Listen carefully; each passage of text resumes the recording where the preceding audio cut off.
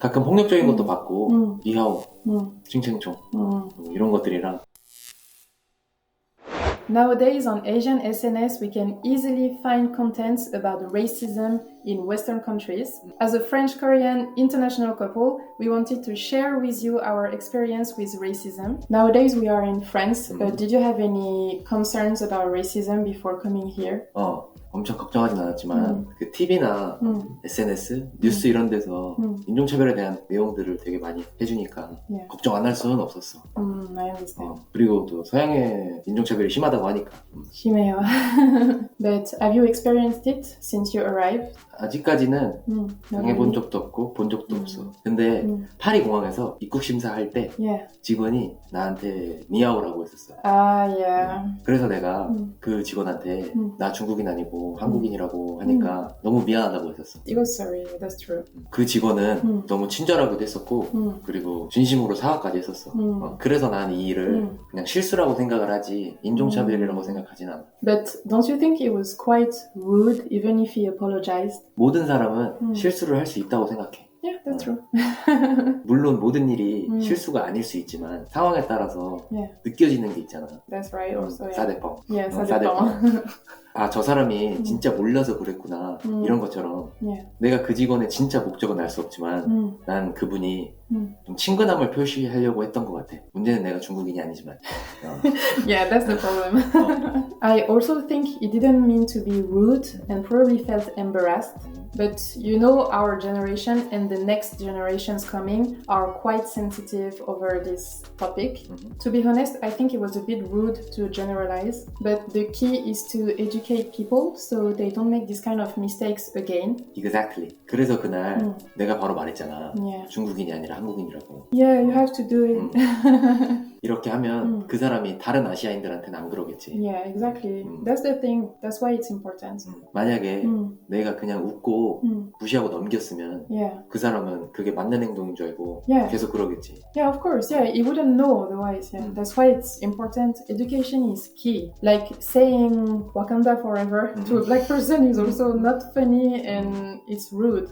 But it doesn't necessarily mean that we need to publicly expose these people, but we need to educate them, you know, like just educate and say, you cannot say this, it's a little bit annoying, it's like generalizing people, like people are not in Wakanda or I don't know what, and not all Asians are Chinese, because some jokes about races can feed racism. I think so. 그래서 나도 바뀌었어. 어렸을 때 나도 흑인이나 다른 인종에 대해서 농담하고 그랬어. I probably also made jokes when I was a kid about like Asian people. I don't remember, but I probably did some, so it's okay. As long as you learn from it and you try to change that, right? 맞아. 커가면서 그리고 외국에 대해서 관심이 생기면서 그 행동들이 잘못됐다는 걸 알았어. 그래서 고쳤어. That's very good. That's the best sign of hope for the future. As you're Asian, I think it's interesting to take the example of the racism anti-Asians that has increased since the COVID-19. Generalizing Asians as Chinese or making jokes about their physical features like eyes or height, for example, or about languages, like all these kind of ideas can feed racism, you know? And this can turn out to be dangerous in a context of crisis, like the COVID-19. Have you seen any disturbing and racist contents over the last 2 years towards Asians on SNS? 본 거 봤어. 가끔 폭력적인 것도 받고 니하오, 칭칭총 이런 것들이랑 그리고 가수 청아가 이탈리아 밀라노에 갔었는데 거기에 코로나 바이러스가 걸어다니고 있다고 하더라고. 그것도 봤어. Yeah, I saw it too. I was really shocked, and I know I'm not the only one. Because with the COVID-19, what was just jokes about Asians turned out to be arguments for racists to attack and blame Asians. And even some who strongly affirmed that they were not racist, for example, they suddenly had the reflex to worry or be pissed when an Asian person would sit next to them, for example, in the public transportation. Because those people, they heard jokes, rumors, they probably unconsciously adapted to it. 그리고 또 그런 비디오도 봤어. 아시아인들이 이렇게 지나가거나 주변에 있을 때 코랑 입 이렇게 가리고. Yeah, that's it. Yeah. And these people, I'm very sure that many of these people, they would affirm that they are not racist, but they have this kind of behaviors. And what was just verbal before turned into physical violence. We could see a multiplication of attacks towards Asians and the anger of many due to the lockdowns and the consequences of the COVID, so like death, for example, which led to situations in which those racist behaviors were not as condemned as it could have been before. Like I could even hear people say, well, they deserve, like it's because of them, the COVID, you know. So that was a little bit sad actually. 근데 그 사람들이 다수는 아닐 거 아니야. Yeah, thankfully it's not the majority. Yeah, of course. In any case, most of the times the bad outshines the good. And I think it's important not to ignore the fact that France or other European Western countries are really far from being safe. But once again, it's better not to generalize and feel paranoid. 프랑스랑 콩고 혼혈이잖아, 너가. 너는 그런 그 인종차별의 경험이 좀 있지? 있어요. 아시아에서는? Yeah, but I would say at this jokes level, to be honest, I didn't experience it as much as I could have imagined. Honestly, I think it's not rude when people ask me questions about me or about my race, my origins. It shows interest and a will to be more educated by directly asking the concerned person. There is no stupid question. 프랑스에서도? Of course, it's not every day, thankfully, but I've experienced more racist behaviors in France than in Korea or in Asia, for example.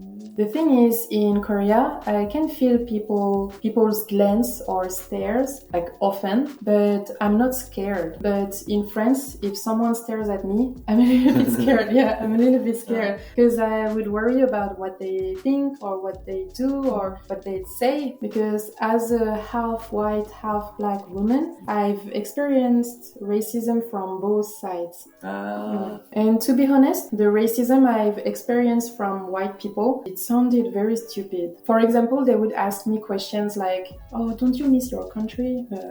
Why do they ask me this question, you know? I'm in France.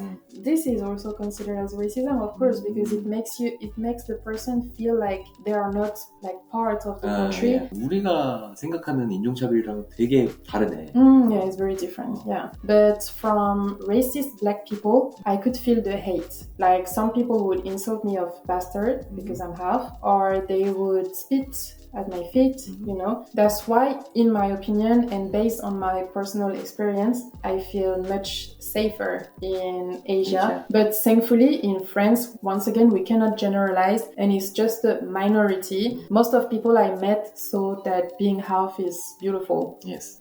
Really? Thank you. 아시아인들이 유럽의 안전이나 인종차별에 대해서 걱정할 필요가 있다고 생각해? Yeah, I think so. 난 당연히 걱정할 필요가 없다고 생각해. Yeah. I think they should, but not in a negative way. They should be careful and get informed about all the scams and things to do to avoid being in this kind of situations. But they shouldn't be paranoid. It just requires being more careful. We Europeans also need to be careful sometimes. 구독자들에게 유럽에 대해서 알아야 하거나 조심해야 될 사항이 있는지 알려줄 수 있어? Yeah, of course, of course.